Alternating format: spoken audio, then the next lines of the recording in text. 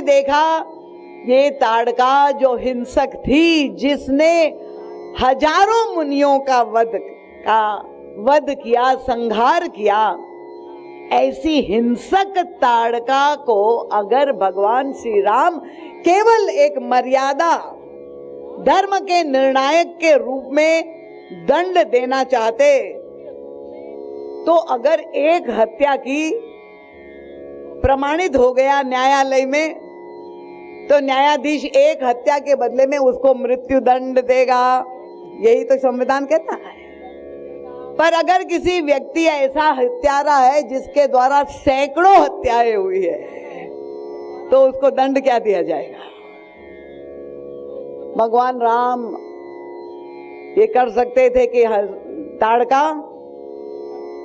तुमने धर्म का और शांत भाव से साधना करने वाले ऋषि मुनियों की हत्या की है, उनका वध किया है, तो तुम घोर दंड की जो है तुम्हें मिलना चाहिए और तुम्हें हजारों लाखों वर्ष तक नरक में जो है यातना भुगतनी चाहिए, ये भी कह सकते। पर भगवान श्री राम ने ऐसा भी नहीं किया। गोस्वामी तुलसीदास जी कहते, एक ही बाण प्राण हर लीना। बाहर से तो यही लग रहा है कि भगवान के द्वारा, श्री राम के द्वारा हिंसा संपन्न हुई, पर दूसरी अर्धाली में गोस्वामी तुलसीदास जी ने बड़ी अद्भुत बात लिख दी। क्या हुआ? विश्वामित्र जी भी देख करके चकित हो गए। उनका दीन जानते ही निज पद दीना, ताड़का का सिर कट गया और उसके शरीर से वो दिव्य तेज निकल करके उसे भगवान के निज पद की प्राप्ति हो गई। महाराज जी कहते हैं कि ये हिंसा कितनी कल्याणकारी सिद्ध हो गई। जिसको हजारों वर्ष नरक की यातना भोगनी चाहिए, भगवान का निज पद किसको मिल सकता है? जहां जन्म जन्म तक मुनि साधना करते हैं फिर भी प्रभु के श्री चरणारविंद की प्राप्ति नहीं हो सकती। ऐसे हिंसक ताड़का को प्रभु ने अपना निज पद दे दिया। ये कौन सा जीवन दर्शन है? परम पूज्य महाराज श्री कहते, यही प्रभु के व्यक्तित्व में जो संतुलन है, बहिरंग रूप से आचरण में हिंसा दिखाई देती। देखिए, एक बड़ा व्यंगात्मक प्रसंग आता है मानस में, विलंब तो नहीं हो रहा है आप लोगों को।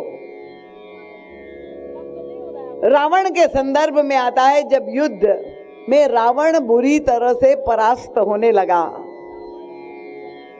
तो रावण युद्ध क्षेत्र से भाग करके और अपने महल में जा करके यज्ञ करना प्रारंभ करता है। और ये रावण के संदर्भ में ही नहीं, जो है उनका पुत्र मेघनाद भी जब परास्त हो रहा था, वो भी निकुंभला में जा करके यज्ञ करता है। और विभीषण जी महाराज ने जब देखा कि ये यज्ञ कर रहा है मेघनाद, तो उन्होंने प्रभु को आकर के ये समाचार दे दिया कि मेघनाद मख करई अपावन, दुष्ट खल मायावी देव सतावन। ये दुष्ट यज्ञ कर रहा है और अगर इनका यज्ञ पूर्ण हो गया तो ये कभी नहीं मरेगा। और तभी भगवान श्री राम जो धर्म के संरक्षक है, यज्ञ धर्म का सर्वश्रेष्ठ रूप है, कर्म का सर्वश्रेष्ठ रूप भगवान श्री कृष्ण ने गीता में भी यही कहा। पर भगवान श्री राम जो धर्म की संरक्षण करने के लिए अवतरित हुए हैं, उस समय जैसे ही उनको समाचार मिला, चाहे मेघनाद यज्ञ कर रहा है, चाहे रावण यज्ञ कर रहा है, प्रभु ने आदेश दिया कि जाकर उसका यज्ञ ध्वंस कर दो। ये सारे प्रसंग से हम अवगत है। पर क्या कभी हम इन प्रसंगों में डूब करके भगवान श्री राम का जो जीवन दर्शन है उसको हमने समझने का प्रयास किया कि भगवान श्री राम यज्ञ पुरुष है और वे एक यज्ञ को ध्वंस करने की आदेश दे रहे हैं। अब ये रावण यज्ञ कर रहा था, अंगद पहुंच गए और जाकर के एक जोर से लात का प्रहार रावण की छाती पर किया और अंगद ने कहा, रणते भाज निलज्ज भाजी गृह आवा और यहां आई बक ध्यान लगावा। अरे निर्लज्ज, तुम युद्ध क्षेत्र से भागकर भगोड़े यहां आकर के और बड़ा ध्यान लगाने बैठ गए। अब दृश्य क्या है कि रावण शांत भाव से आंख बंद करके पूरी एकाग्रता से जो है आहुति डाल करके स्वाहा स्वाहा कर रहा है। अहिंसा धर्म में रत दिखाई दे रहा है रावण।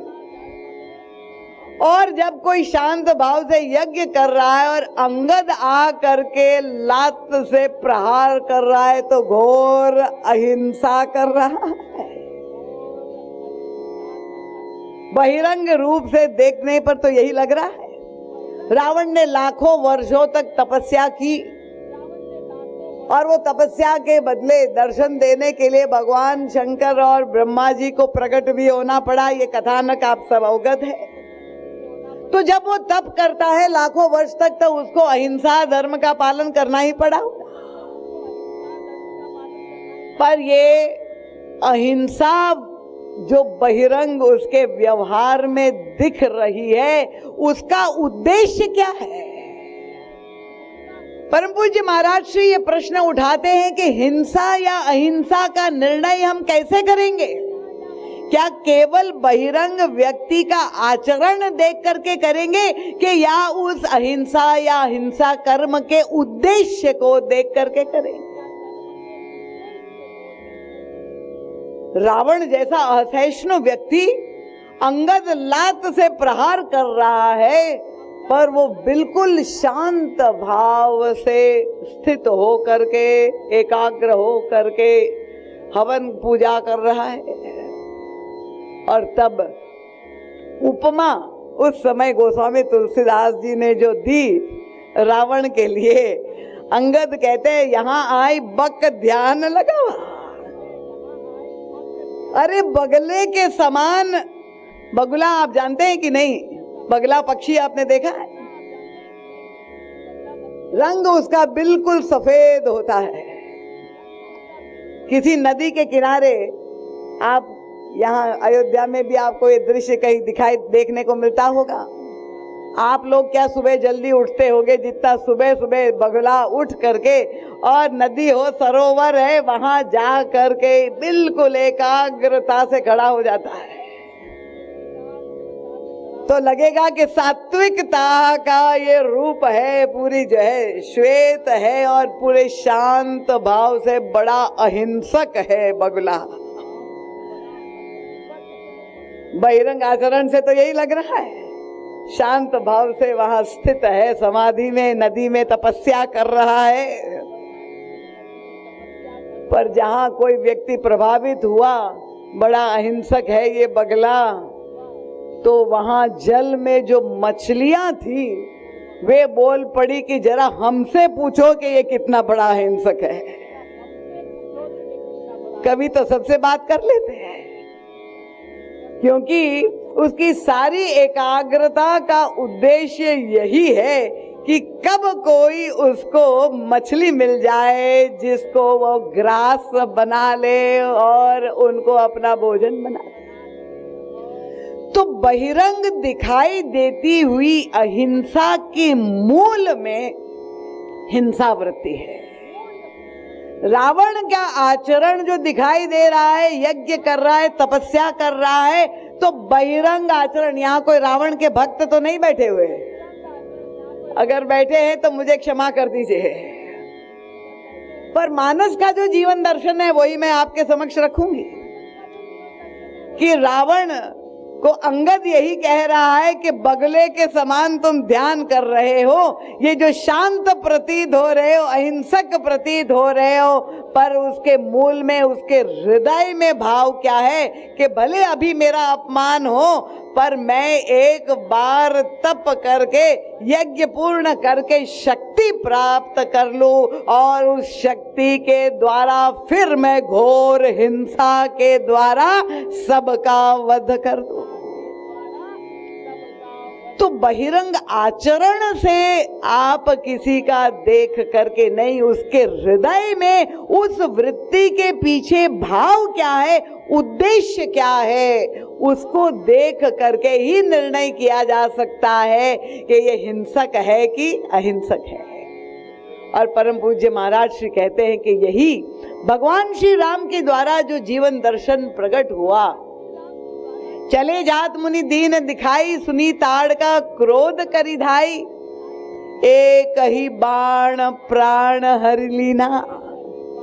ये व्यवहार में तो बहिरंग दिखाई दे रहा है कि हिंसा कर दी, पर बहिरंग आचरण में हिंसा है, पर दीन जानते ही निज पद दीना, वो हृदय में करुणा वृत्ति से प्रेरित है। वो जब बाण प्रयोग करते हुए जो दिखाई दे रहे भगवान श्री राम, पर वो भी द्वेष बुद्धि से नहीं, उस ताड़का के प्रति भी पूरी तरह से उन पर कृपा भाव से प्रभु उसका भी कल्याण करने के उद्देश्य से वो बाण का प्रयोग करते हैं।